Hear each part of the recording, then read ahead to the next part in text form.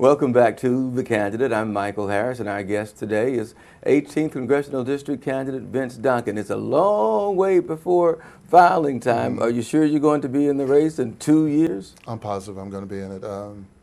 Now I'm involved in politics. The first time that I got started in politics, Michael, I said, can I do it? Is it possible? Now that I've gone, and I've looked right into the face of politics, in fact, I was able to speak at a rally that the Democratic Party put on for Ms. Jackson Lee over in Pleasantville. Now, I went to Pleasantville Elementary School, right? And I was thinking, if anybody knows Pleasantville, I do. She's from New York City. Mm-hmm. Hey, if anybody knows Pleasantville, I know Pleasantville.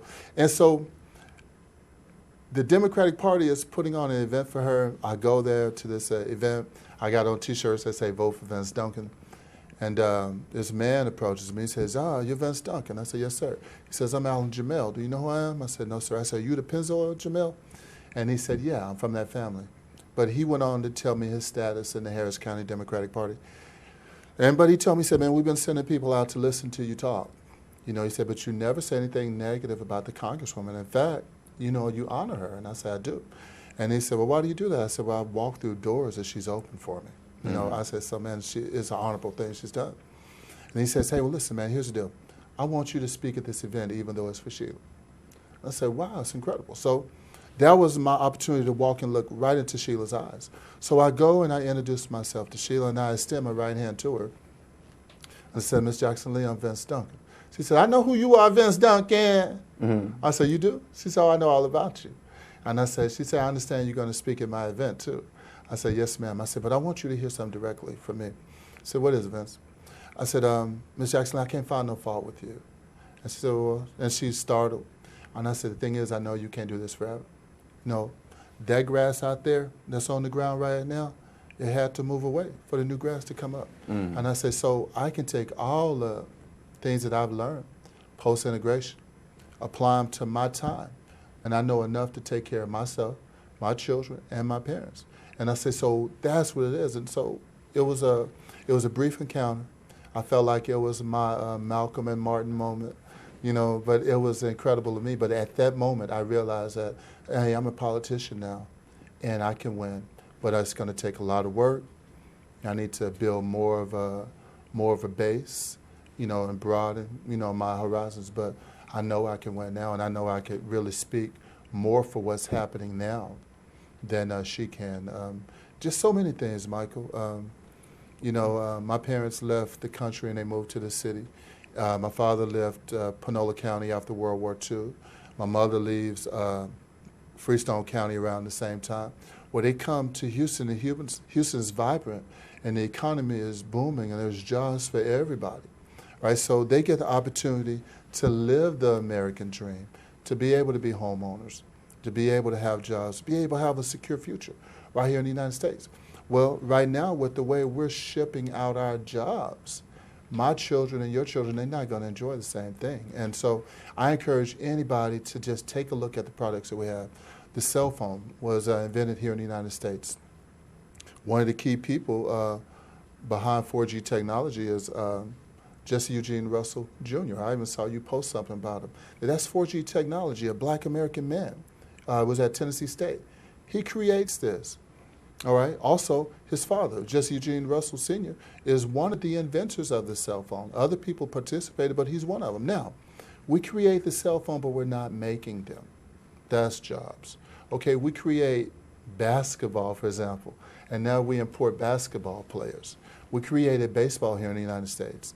Now we're importing baseball players here. But we export them too. No. Once their careers are over. Not baseball players? Yeah, American baseball players still go to China and Japan, and Japan primarily, and play there. And of course, our players, and you're a basketball player. I'm surprised you never played in. No. We had Joe Stevens here a couple of weeks ago, Joe. And Joe played all over Europe and South America. Well, what I'm saying is this here. Not to get way off on sports, but I'm just saying sport. But what I was trying to say was that we have too many products that we create that we're shipping out. Yeah, we don't manufacture here. Right. So what I'm saying is, if our country is going to survive, and if our children are going to be able to buy these houses and cars, they're going to have to work somewhere. All right. So I'm saying, in terms of the new economy, we're going to have to start being more protective of what we import, and we're going to have to start requiring that things be made here. Did you realize, Michael, that the only truck made in the United States now is a Ford F-150? Mm-hmm. Yeah, they've shipped our trucking jobs out.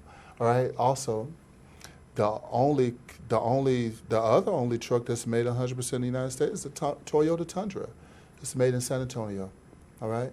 Toyota employs 21,000 people in San Antonio, and they're making their truck 100% in the United States. Kia's made here. Right now, we didn't bail these people out. Do you understand what I'm saying? So I'm going like, wow, man, the people that we are electing, they're not there representing us anymore. And so these are things that we're going to have to change, Michael. And so now that's where my whole politics is coming from. It's nothing new, but it will be a new face, a new voice. Ms. Jackson Lee has been there for a long time. You know, and so many of our people generationally have been in Congress, so that's why our country is moving so slow right now. It's the same people, and we need new blood. Okay, now the things that you're talking about are very relevant, but they are not the things that are making the news. It's, you know, police brutality and injustice in the criminal justice system. Some people are talking, of course, everybody talks about welfare or benefits, you know, benefits for the jobless and benefits for this, that, or the other. Do you have opinions on those things? Oh, man, super opinionated.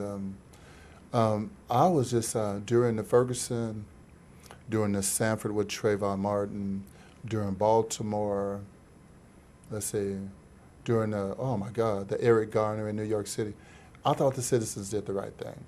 I thought that it was excellent to go out and demonstrate and make a whole lot of noise to say, hey, listen, this is still our government, and we didn't send you up here to kill us. Okay?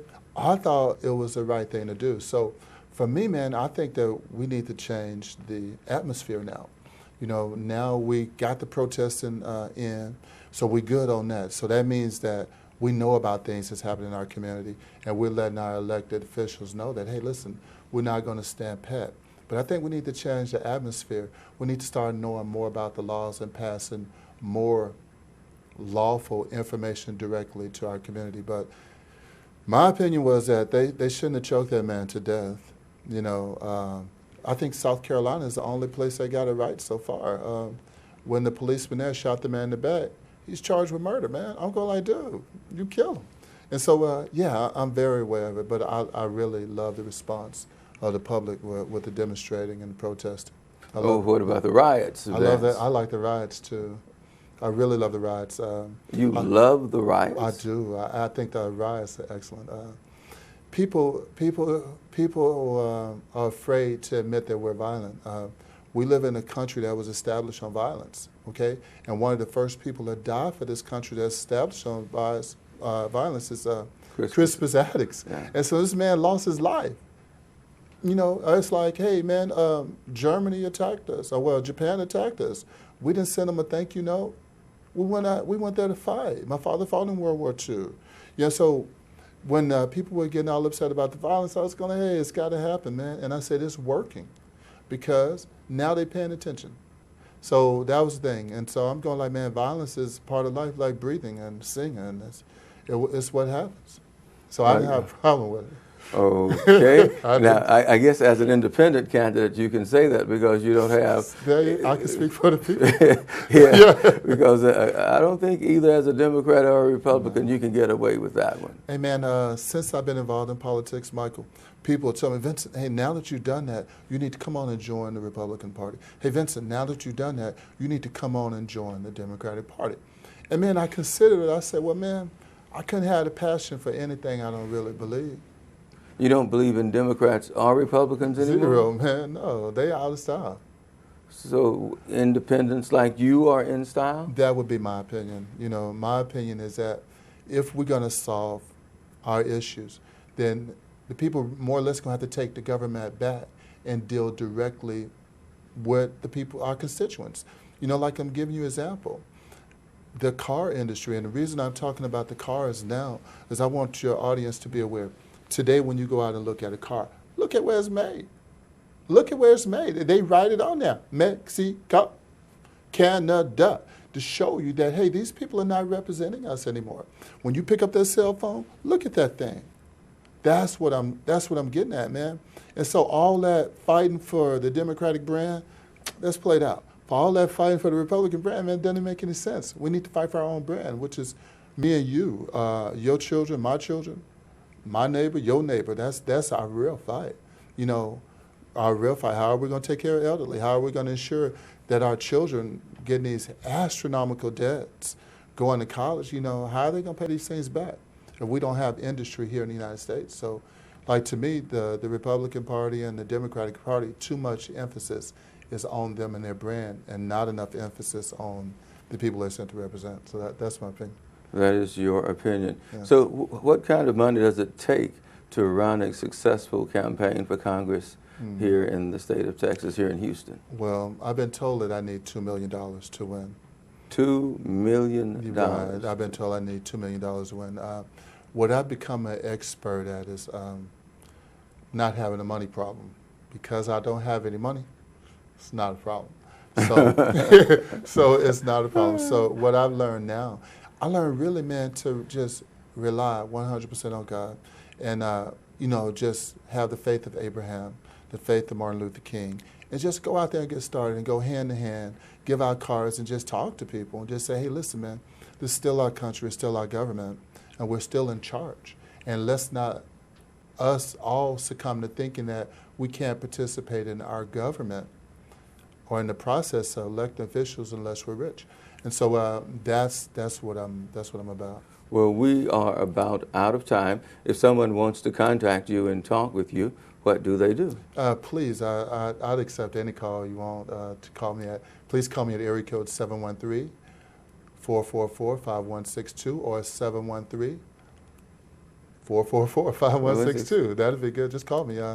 I'm open to speaking to people. I say, man, if you have at least 10 people, I'll come anywhere you are in the Houston area and speak to you about, you know, things that relate to our community. Yeah, at least 10 people. Things that need to be done. Mm-hmm. Well, what I need to do is to end this week's edition of The Candidate. Our guest has been Vince Duncan, candidate for the 18th Congressional District.